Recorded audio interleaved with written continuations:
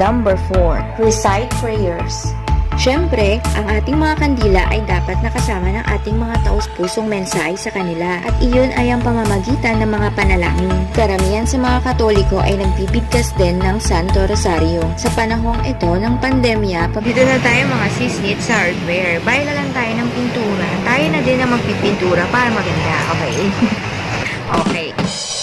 ang araw ng undas ay mananatili at dapat manatili bilang isang tunay na sagradong pagdiriwang. Food, pagkain na normally ay bitbit ng mga lokal papunta sa mga puntod na namayapa at inaalalayan ng mga bulaklak, kandila at dasal.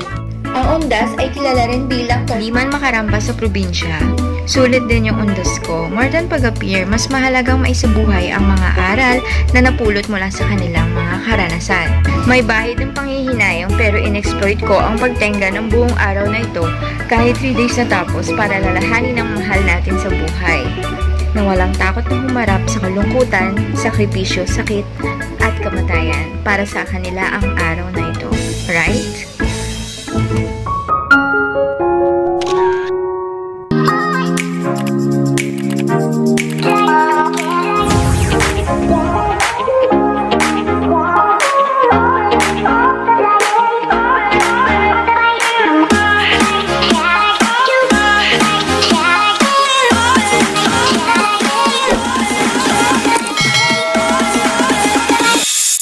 Hello again mga sisnits! We are now on our way to sementeryo. Pero bago pala tayo umalis, lilinisin muna natin itong gagamitin nating sasakyan. Dahil makakasama ko si Madam, ang aming mahal na ina. Alam naman po natin, ang mabisang pagdami ng coronavirus ay dahil sa ating pagkahalubilo, siksikan, sama-sama sa isang lugar. Para maiwasan natin ang paglago ng virus, ay nakapansamantalang nakasara ang sementeryo ng undas. Ang importante po sa atin ay makadalaw sa ating puntod na yumabuhay kahit anong araw pa man. Kaya tayo ay maglilinis ng puntod ng ating mga mahal sa buhay. Sa panahon ngayon, mahirap ang sitwasyon. Hindi basta-basta nakakadalaw sa puntod ng mga mahal mong yumao. Kaya kung hindi ka pa nakakadalaw, ay pwede namang gawin ito kahit sa bahay lang. Isa sa tradisyon natin tuwing undas ang pagtitirik ng kandila. Paniniwalang kapag nagtirik ito sa pinto ng bahay sa ganap na 6 ng gabi. Itong vlog ay tungkol sa undas. It's time to honor the memory. Andito na po tayo sa sementeryo mga sisnit. Tamang linis po muna tayo. Ayan. May mga dala po tayong gamit pang linis para hindi na po tayo magpapalinis. Now, I list down 4 undas traditions Filipinos still practice even amid community lockdowns. Number 1. Visiting departed loved ones. Bago pa man sabihing magsara ang mga sementeryo sa loob ng isang linggo, marami na sa atin ang bumibisita sa ating mga yumaong mahal sa buhay. Ang ilan ay pipiliin ding bumisita anong oras sa Nobyembre. Marahil ay medyo naiiba sa mga nakalipas na taon na makasama nating muli ang iba nating mga kamag-anak. Ngunit, ganun pa man hanggat naalala natin ang mga mahalagang tao sa ating buhay ngayon at ipagdasal sila saan man tayo naroroon. Pakiramdam natin ay konektado tayo. Number 2. Food to the dead. Tradisyon din ng mga Pilipino ang pag-aalay ng pagkain sa mga patay. Sa aming mga lokal na paniniwala ay kung saan ang isang set ng pagkain mula sa kanilang paboritong pagkain ay inilalagay sa ibabaw ng libingan, harap ng altar o sa harap ng kanilang mga litrato sa bahay. Pagkatapos ay sisindihan ang mga kandila. Number 3. Lighting candles at our doorsteps.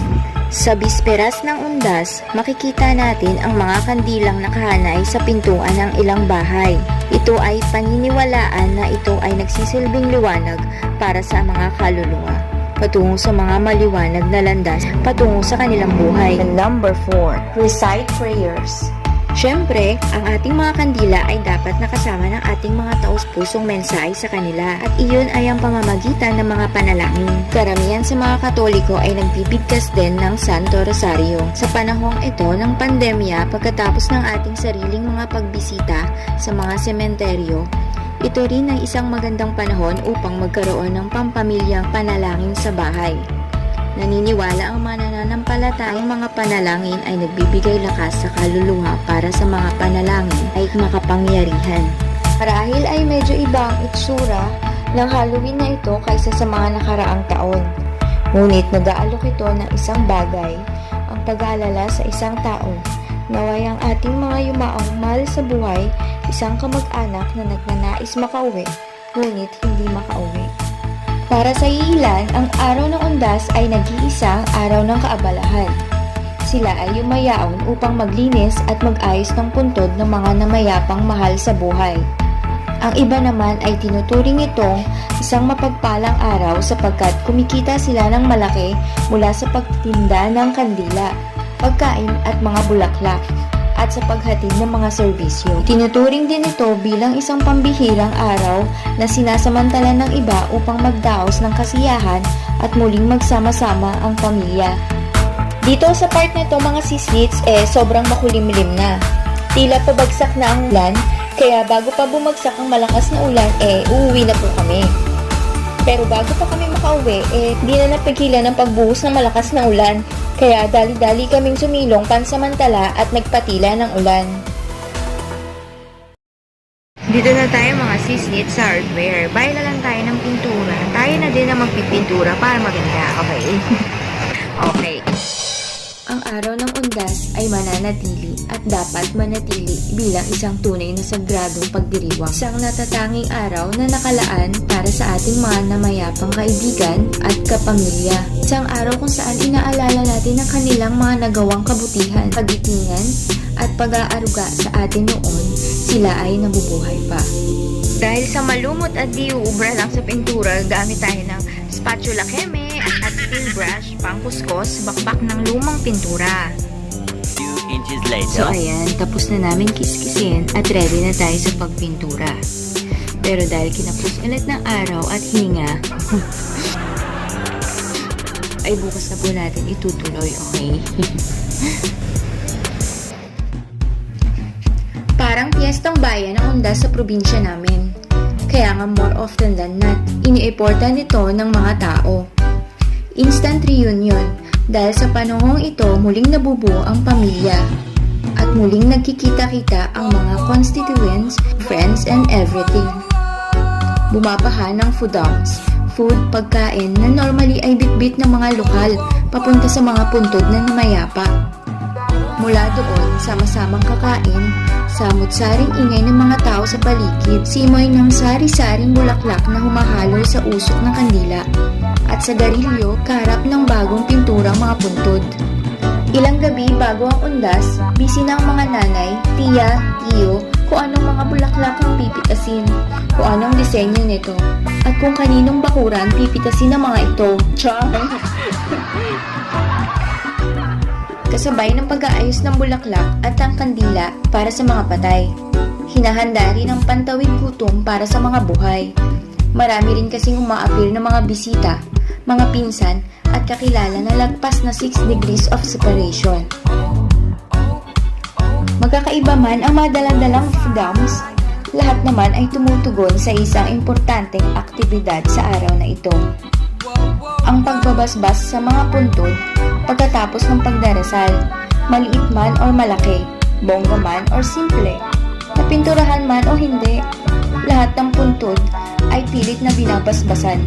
Sa mga puntod na tila napabayaan na, pilit na nililinisan ang sukal ng mga kapitbahay at inaalalayan ng mga bulaklak, kandila at dasal. Mga ilang oras matapos ang takip siling, unti-unting nag-iimpake ang mga kakapamilya pauwi sa bahay-bahay sa gabay ng nauupos at bagong sinding kandila. Ang Undas ay kilala rin bilang Todos los Santos sa Kastila o All Saints Day sa Ingles. Ito ay matandang tradisyon ng mga Katoliko Romano kung saan inaalala ang lahat ng santo sa unang linggo pagkatapos ng Pentecostes. Isang layunin ng Undas saan mang dako ng daigdig. Ito ay upang alalahanin ang mga namayapang mahal natin sa buhay. Sa panahon ng Undas, inaalala rin at binibigyang pugay ang mga santo ng Simbahang Katoliko Romano. Ang Undas ay isang tradisyong inampon mula sa mga Kastila dala ng relihiyong Kristiyano. Ngunit ito ay isang tradisyon na naging bahagi na ng kulturang Pilipino. Ang salitang Undas ay nagmula sa salitang Honras, isang salitang Espanyol na ang ibig sabihin ay pagpupugay o pagbibigay galang.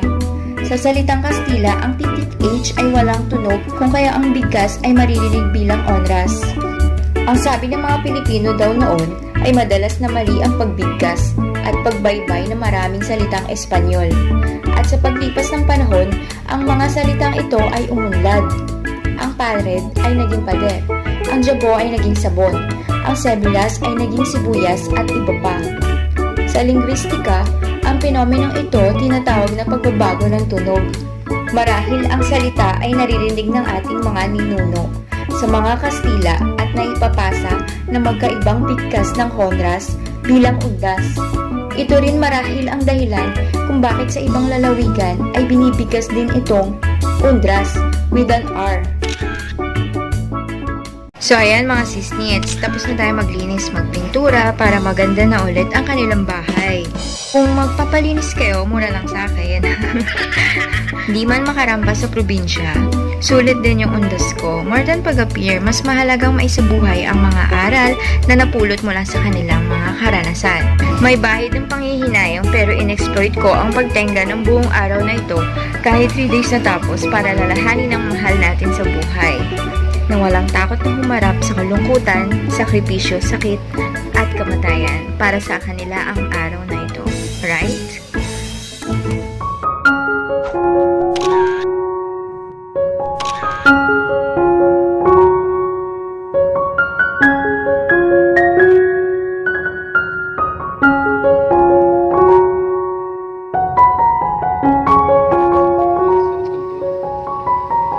Favorite!